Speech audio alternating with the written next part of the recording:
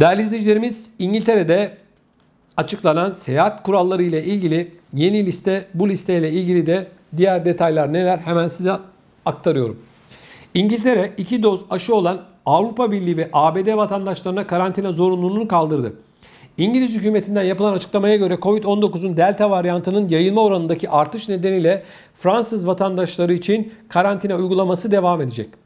Ülkeye girişlerde yeşil geçiş kartında tam aşılandığını kanıtlayan Avrupa Birliği vatandaşlarıyla aşı kartını gösteren ABD vatandaşları bugünden itibaren 10 günlük karantina zorunluluğundan muaf tutulacak.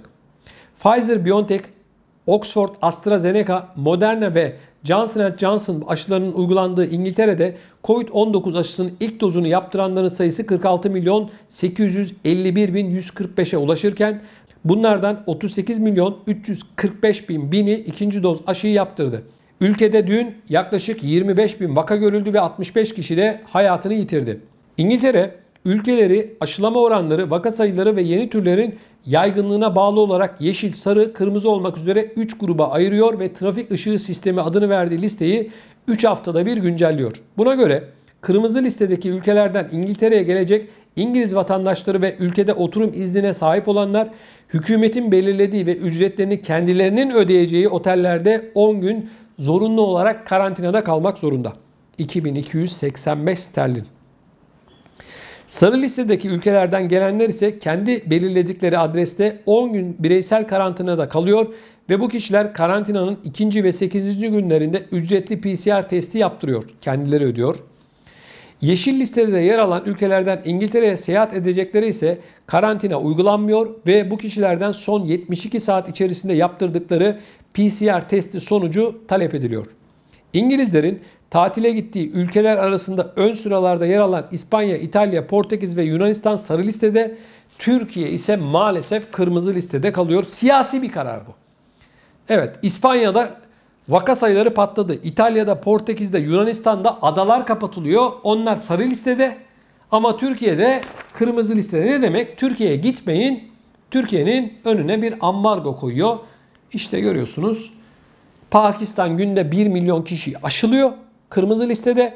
Türkiye'de vaka sayısı ufak da olsa artıyor.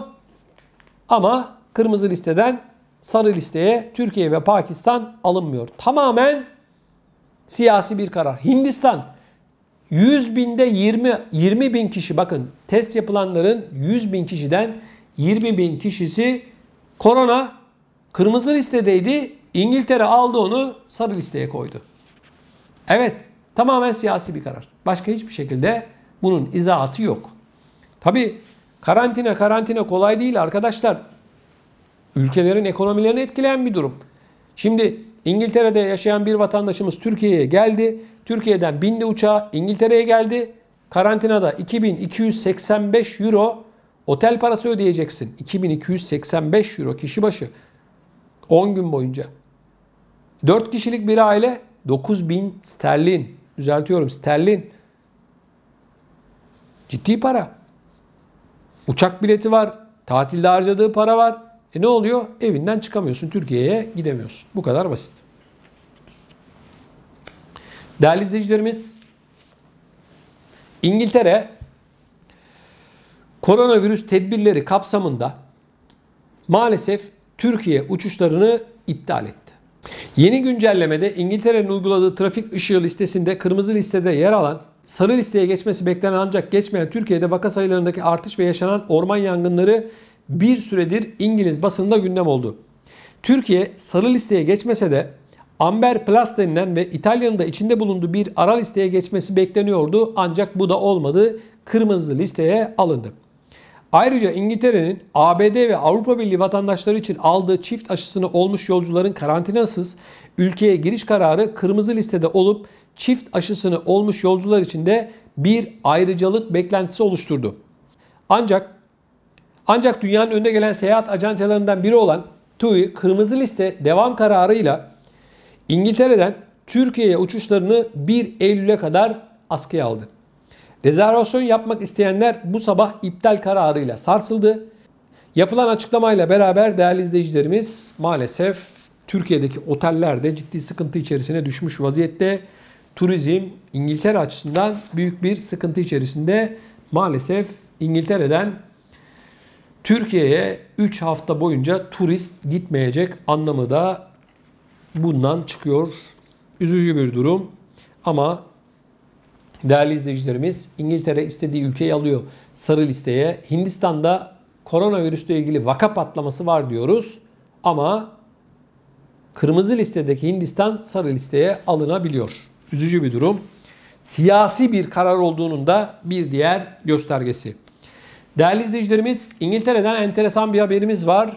Aşı olanlara kebap verilecek. Evet, yanlış duymadınız. Aşı olanlara kebap. Bakalım neymiş? İngiltere'de hükümet aşılanma oranı en düşük grup olan gençleri aşı olmaya teşvik etmek için aralarında ücretsiz kebap da olan bir dizi teşviği yürürlüğe koymaya hazırlanıyor. Hükümet 30 civarında firmayla aşı olan gençlere ücretsiz sinema bileti, taksi, Uber kullanma hakkı, pizza ve kebap vererek teşvik edilmesi için görüşmeler yapıyor. İngiltere'nin aşı bakanı Nadhim Zahawi, gençleri aşıya teşvik etmek için başlattıkları programı destekleyen işletmelere teşekkür ederek lütfen mümkün olan en kısa sürede aşılarınızı yapın. Şu anda İngiltere'de 18-29 yaş arası kişilerin yaklaşık %67'si ilk doz aşısını yaptırmış durumda. Sunday Telegraph bu oranın %80'e çıkarılması halinde gece kulüplerinde aşı pasaportu ihtiyacının ortadan kalkabileceğini söyledi. Sosyal medyada aşı yaptıranlara çeşitli hediyeler de verileceği belirtiliyor. Evet değerli izleyicilerimiz, aşı olursan kebap yersin diyorlar. Ben bu tür promosyonlarla aşı yapılmasına, yaptırılmasına tamamen karşıyım. Sağlıkla ilgili bir konu ileride bu insanlar bir sıkıntı yaşarsa bunun hesabını kim verecek? Ne diyeceksiniz? Kebabı yemeseydim mi diyeceksiniz? Ya da işte disco giriş bileti ya da Uber'i kullandın taksiye binme mi diyeceksin? Binmeseydin mi diyeceksin? Bu da düşündürücü bir durum. Çünkü sağlıkla ilgili bir konuda bu tür gençleri özellikle tetikleyici kararların alınması ileride telafisi olmayan sonuçlara neden olabilir. Bunun da unutulmamasında fayda görüyorum. Saygıdeğer izleyicilerimiz, İskoçya'dan enteresan ve bir o kadar da düşündürücü bir haber var. İskoçya, adalardaki nüfusun büyük şehirlere olan göçünü durdurmak için çok önemli bir karar aldı. Ve nüfusu 20 binin altında olan adalarda insanlara 50 bin sterlin para vereceğini, bu adalara gidenlere 50 bin sterlin para vereceğini duyurdu. Bakalım detaylar neler? İskoçya parayı kimlere nasıl verecek? Adalardaki son durum nedir? İskoç hükümeti adalardaki nüfusun azalmasını engellemeye yönelik hazırlanan plan kapsamında adalara taşınacak 100 kişi ya da aileye 50 bin sterlin vereceğini duyurdu. İskoçya'da hükümet adalarda göç nedeniyle nüfusun gittikçe azalması üzerine harekete geçerek bölgeye yerleşecek kişilere yönelik hazırladığı teşvik planını açıkladı. Adaya yerleşenlere verilecek 50 bin sterlinin çalışma çağındakilere ya da ailelere verileceği ifade edildi. Bu parayla kişilerin adalarda kalıcı yaşam sürmelerine yardımcı olmak amacıyla ev satın alması, inşa etmesi ve iş kurması hedefleniyor. Ayrıca hali hazırda adada yaşayan ve kalacağını belirten kişilere de teşvik verilebileceğinin altı çiziliyor. Hükümet söz konusu girişim ile nüfusu 20 binin altında olan 93 adanın çoğunda gençlerin iş için büyük şehirlere gitmesinin önüne geçmeyi hedefliyor. Planın nasıl uygulanacağına dair görüşmeler ise 24 Ekim'e kadar devam edecek deniliyor. Şimdi bakın değerli izleyicilerimiz, Avrupa'da özellikle yeni yetişen nesil küçük yerlerde kalmak istemiyor. Aslında bu dünyanın pek çok noktasında böyle ama hükümetler de onları yerinde tutabilmek için bir şekilde para vermeye çalışıyor, teşvik veriyor vesaire veriyor. Tabii gençler de özellikle sosyal medyanın, internetin yaygınlaşmasıyla beraber son 20 yılda saygıdeğer izleyicilerimiz daha kalabalık, insan nüfusunun daha yoğun olduğu yerleri tercih ediyor. Bu tür adalar vesaire bunlara genellikle ileri yaş grubundaki insanların tercih ettiği yerler olarak bakılıyor. İş imkanları kısıtlı olduğu için ve daha yavaş bir hayat olduğu için maalesef gençler durmuyorlar. Ama ben şunu görüyorum. İskoçya doğru bir karar almış. En azından nüfusu bir yerde toplamak yerine yaymaya başlıyor. Adalarında boş kalmasına engel oluyor.